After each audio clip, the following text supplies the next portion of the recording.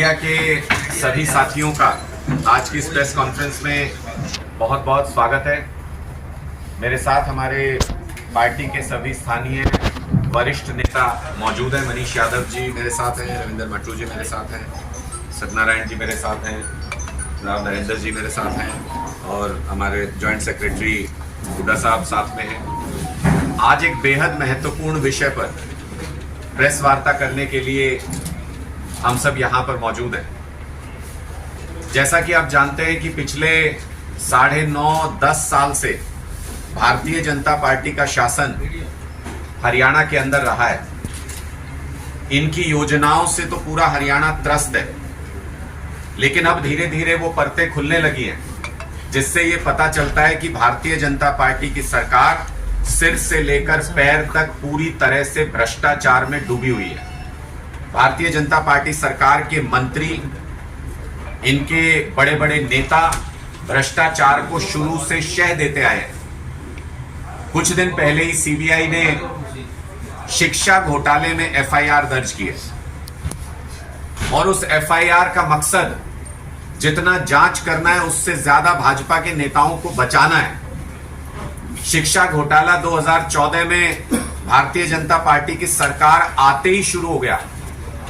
मतलब सरकार आते ही दोनों हाथों से पैसा लूटना शुरू कर दिया, भ्रष्टाचार करना शुरू कर दिया और 2014 से 16 के बीच में 4 लाख फर्जी दाखिले सरकारी स्कूलों के अंदर दिखाए गए। उनके वर्दी के पैसे, उनके वजीफे के पैसे, उनके ऊपर होने वाला खर्च, उनकी मिड डे मील का खर्च, करोड़ों रुपया गबन कर लिया। भारतीय जनता पार्टी के शीर्ष नेताओं और शिक्षा मंत्री, उस वक्त जो शिक्षा मंत्री होते थे, उनकी शय के बिना पूरे हरियाणा में इतना बड़ा फर्जी दाखिले का घोटाला संभव नहीं है। लेकिन जब सीबीआई ने एफआईआर की, कुछ दिन पहले ही एफआईआर हुई है, 5 साल पहले हाईकोर्ट ने यह आदेश दिया था कि 3 महीने के अंदर जांच करके सीबीआई एफआईआर दर्ज करे।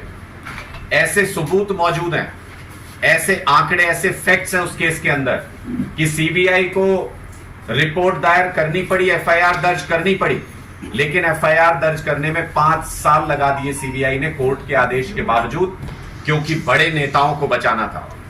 मेरा स्पष्ट सवाल है कि जब सीबीआई 5 साल के बाद ही सही देर आए दुरुस्त आए, ये मानती है कि 4 लाख बच्चों के फर्जी दाखिले हुए थे, जब सीबीआई ने यह माना कि बड़े पैमाने पर इसमें भ्रष्टाचार हुआ था, बहुत सारे अधिकारी इसके अंदर इन्वॉल्व हैं, इनके बच्चों की वर्दी का पैसा, मिड डे मील का पैसा, वजीफे का पैसा, ये सब कागजों में दिखा करके भ्रष्टाचार में हड़प लिया गया, तो ऐसा कैसे संभव है कि पूरे हरियाणा में ये घोटाला हो और उसके ऊपर उस वक्त के शिक्षा मंत्री का हाथ ना हो, उस वक्त के मुख्यमंत्री का हाथ इस घोटाले के ऊपर ना हो? ऐसा संभव नहीं है।